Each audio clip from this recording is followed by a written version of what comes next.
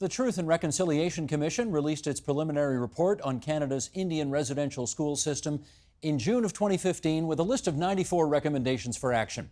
1 year on, and with a new government in Ottawa that's pledged to enact that list in its entirety, has any real progress been made?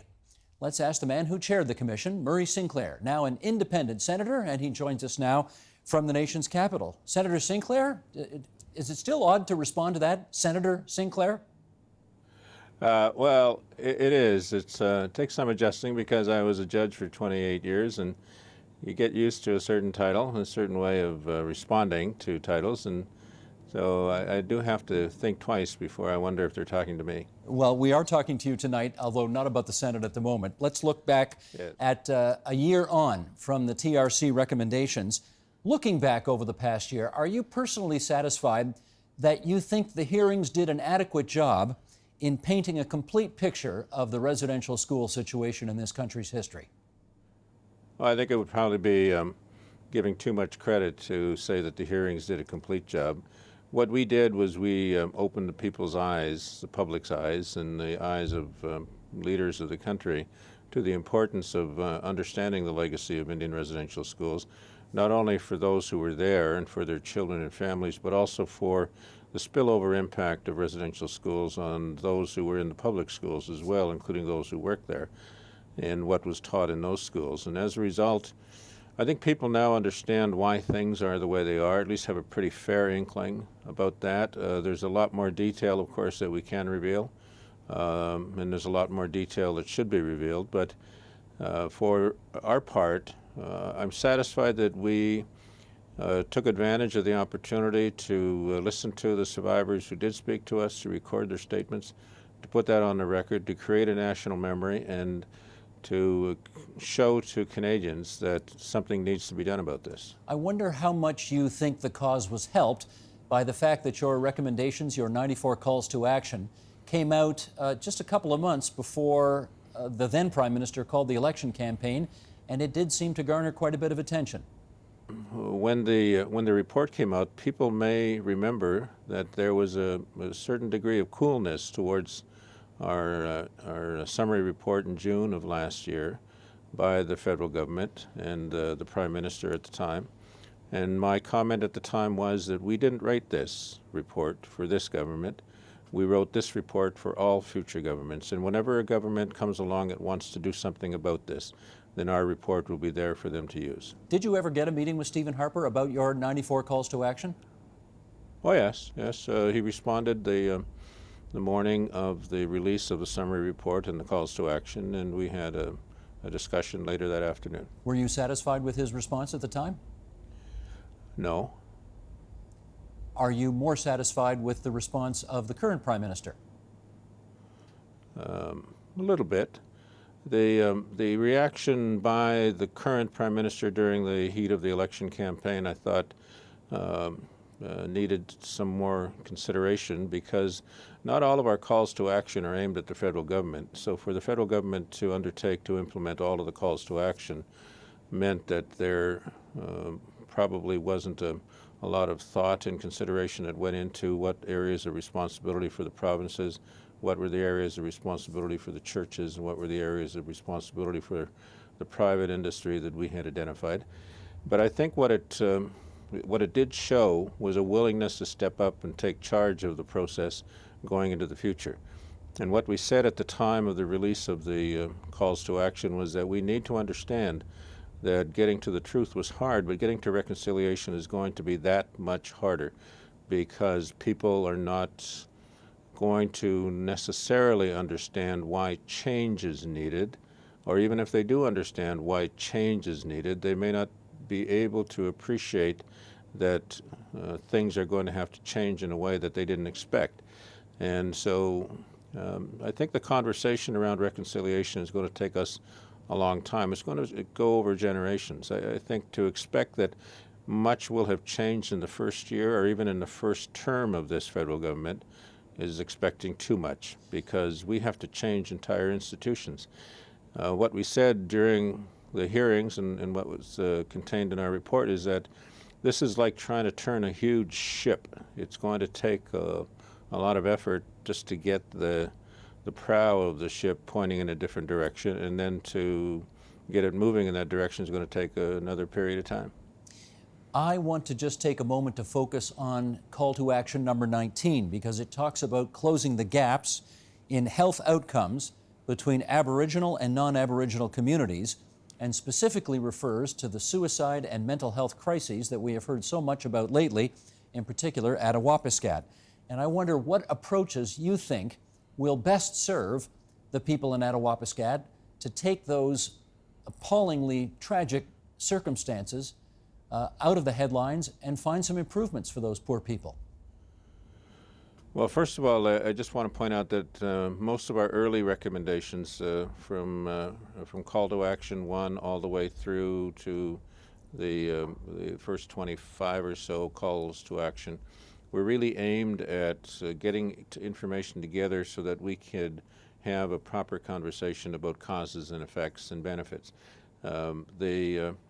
The government of Canada had stopped doing statistical gathering relating to Indigenous people for the last several years, and as a result, there was very little upon which one could base proper decision-making going forward. And so in our calls to action relating to child welfare, education, incarceration rates, for example, we said that we need to get that data together so that we can start measuring success and looking at causes.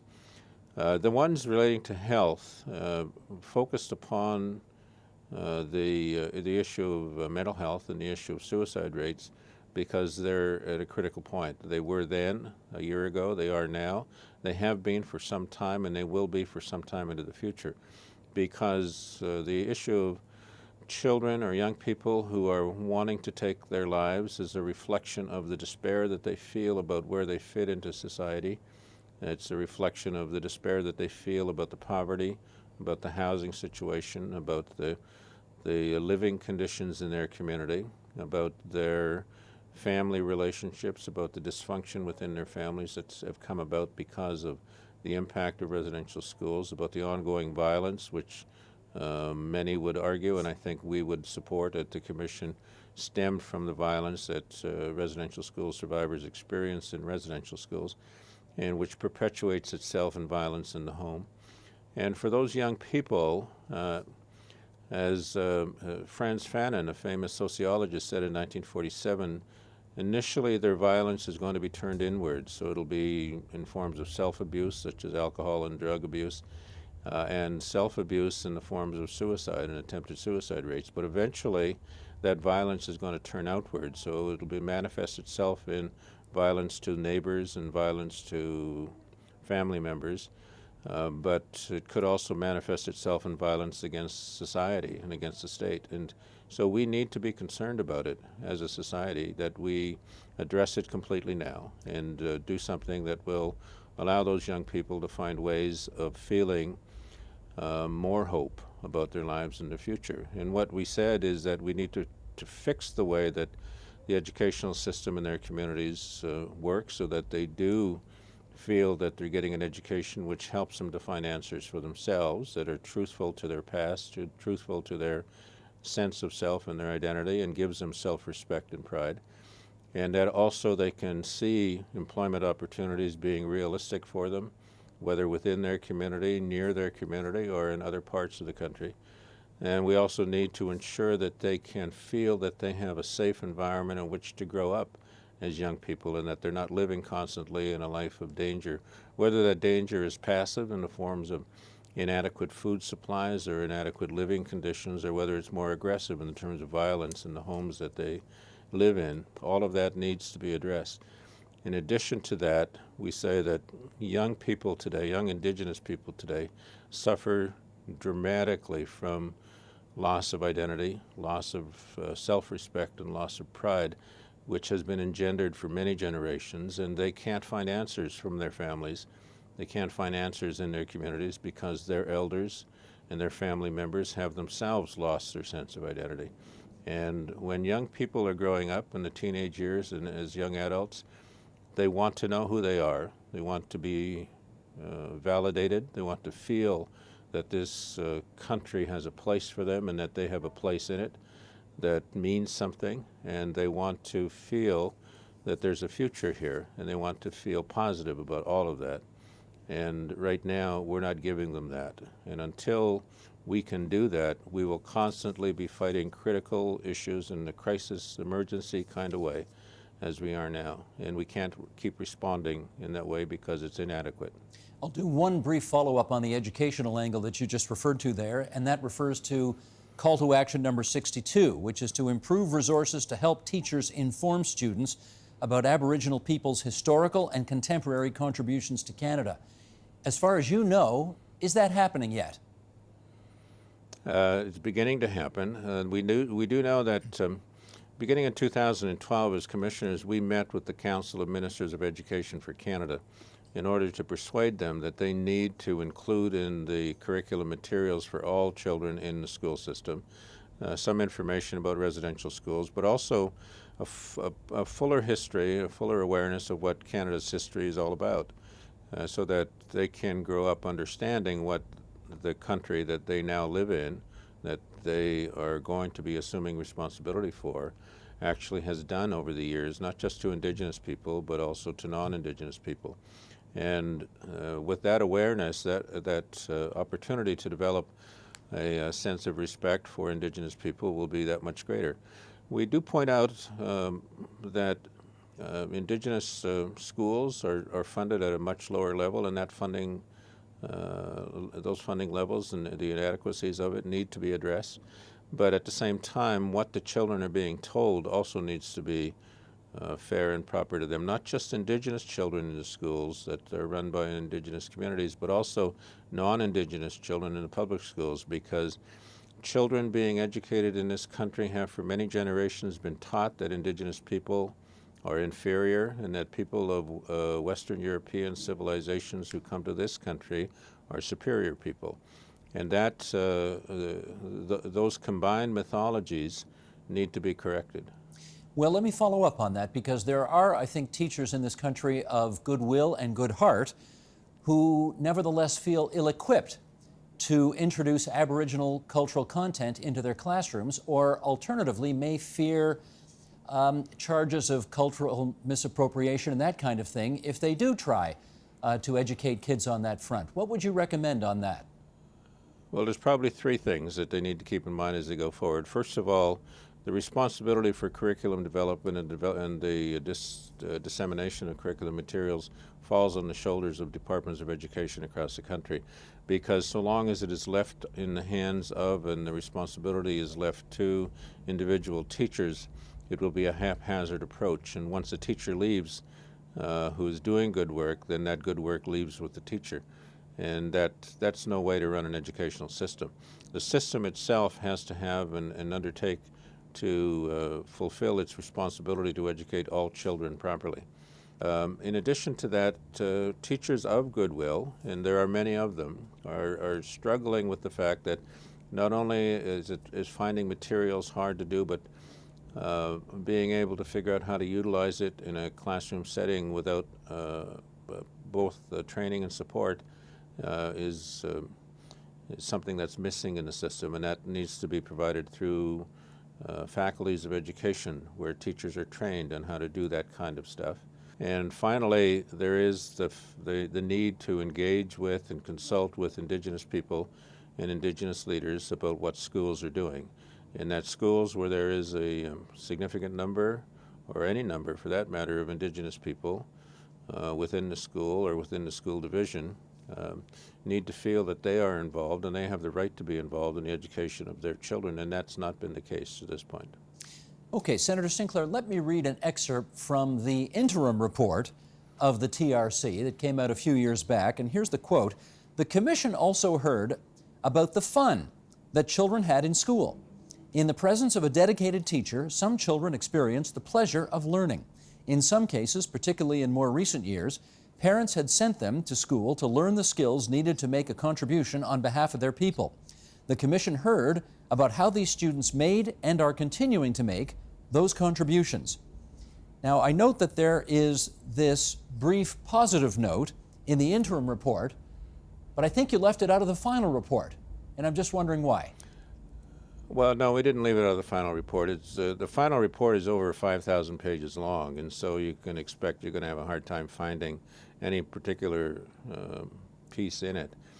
We do certainly reference the fact that there are success stories coming out of the residential school experience. There are people who talk about the positive relationships they had with teachers, positive relationships they formed with each other, the marriages that resulted from people who met in residential schools, and the long-term marriages that resulted. Not everybody was abused in residential schools. We point that out.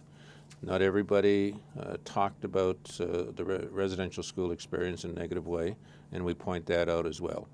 But what we do say is that the predominant feature of residential schools was the negative environment. We feel the schools were intended to place Indigenous children in, to impress upon them the fact that they came from inferior stock and that they needed to overcome their Indianness, their Aboriginalness, in order to become full functioning members of Canadian society.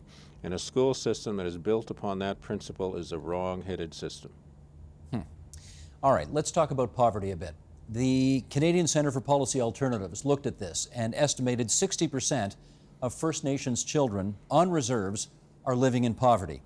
And I wonder whether you now are in as strong a position as you'd like to be able to monitor the federal government's commitment to doing something about this.